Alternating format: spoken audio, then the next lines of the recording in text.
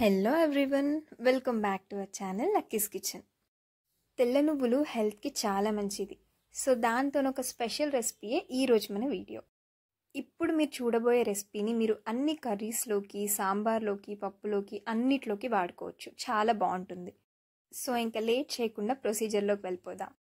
First stove on చేసి pan వేడైన తర్వాత ఒక 1/2 కిలో తెల్ల నువ్వుల్ని ఇందులోకి వేసుకోండి. ఇవి బాగా స్మెల్ వచ్చి రెడ్డిష్ కలర్ అయ్యేంత వరకు దోరగా వేగనివ్వాలి.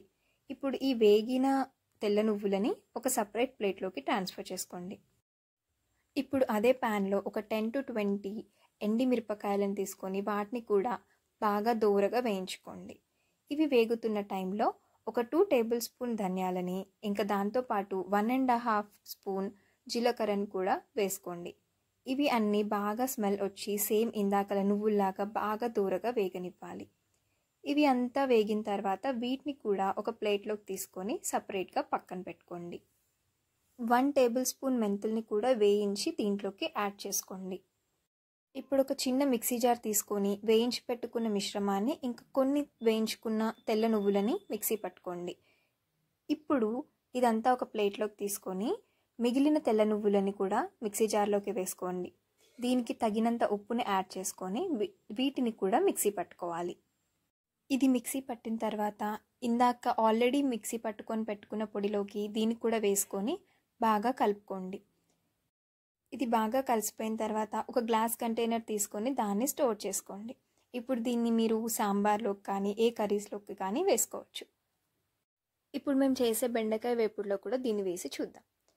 ముందుగా ఒక ప్యాన్ పెట్టుకొని అది బాగా హీట్ అయిన తర్వాత 2 టేబుల్ స్పూన్ ఆయిల్ వేసుకొని తాలింపు కోసం ఇది బాగా వేడైన తర్వాత తాలింపు గింజలు, ముందుగానే కట్ చేసి పెట్టుకున్న ఉల్లిపాయ, పచ్చిమిర్చి ఇంకా కరివేపాకుని కూడా వేసుకొని దూరగా వేగనివ్వాలి.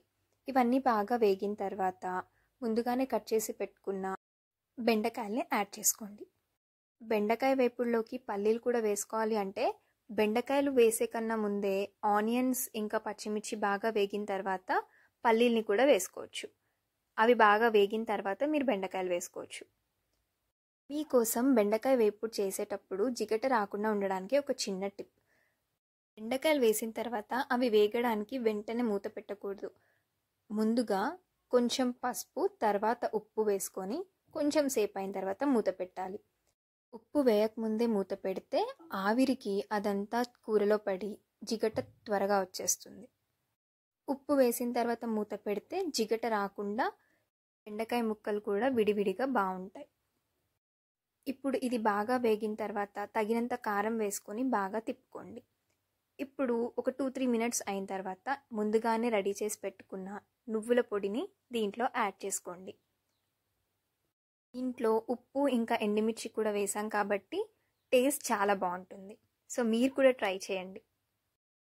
సో నార్మల్ కర్రీకి నువ్వుల పొడి వేసిన ఈ బెండకాయ కర్రీకి తేడా ఉంది. మీరు కూడా ట్రై చేసి టేస్ట్ ఎలా వచ్చిందో కమెంట్ సెక్షన్లో కమెంట్ చేయండి.